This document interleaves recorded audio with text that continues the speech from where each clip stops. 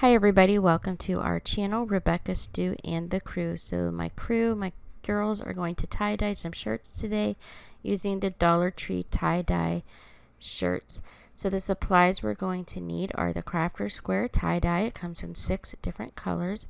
They have purple, teal, fuchsia. They also have it in green, red, and yellow. You're going to need a white t-shirt. We also purchased this from the Dollar Tree. And each kit contains a mixing bottle with color, gloves, and 5 rubber bands. You're going to need something to cover your work area. We use trash bags and an old sheet, and you'll also need some water. You're going to need a plastic bag to store your shirts in before washing. So this is everything we have here, and we did use a fork. We'll show you what that's for in just a minute. So let's get crafty. So the directions aren't very clear if you need to pre-wet the shirts or not. Every tie-dye shirt we've ever done, we have done this. We've just dunked them in water and then we wring them out so they're fairly dry. So we did do this process. Now on the back it just says to band the shirts, to add the dye, and to let it sit for 6 to 8 hours. So I'm not sure if that's why they didn't come out as vibrant as we would have liked, but this is the process we chose to do. So take that into consideration here. So this is called the crumple method. This is Mariah's shirt. So you just lay the shirt out flat and then crumple it up. She kind of did that straight down, and then it says not to mix the dye until you're ready to use it. So we have the water filled up in the bottle. We just filled it almost all the way to the top. Again, no directions telling us how full to make those, and then you just shake until you have all the dye mixed up.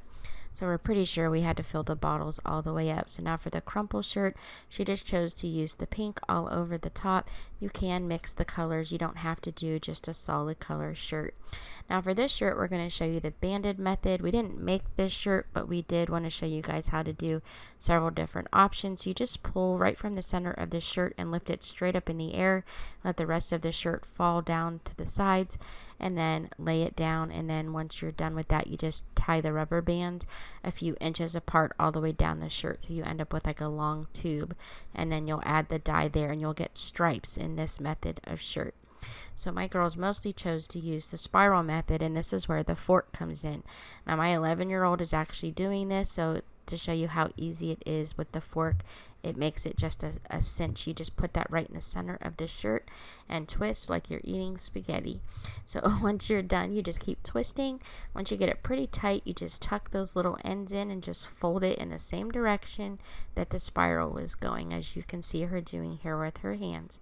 Now the rubber bands that they gave us were really nice. They're a nice thick rubber band. They're very stretchy. I really like those a lot. I was kind of worried that they would break easily, but they did not. And so the first thing you want to do for the spiral method is make like a plus sign, and then you're going to take the rest of the rubber bands and just put those through the other pieces there, and you're going to end up with what looks like pie-shaped sections of your shirt. So this is what that looks like there. So now we're going to start applying the dye. Now you do want to be careful when you're applying the dye. We put one color per pie piece here, but we did make sure that we put colors that would look nice together if they blended together, so we didn't end up with like brown. So that's what it looks like, and we're going to place each shirt in a shopping bag for 6 to 8 hours. It says on the directions, but we did let ours sit overnight. Now when you're going to cut the rubber bands off, you want to wear your rubber gloves again, and then it says to wash it in warm water with a mild detergent. So we did this in the washing machine.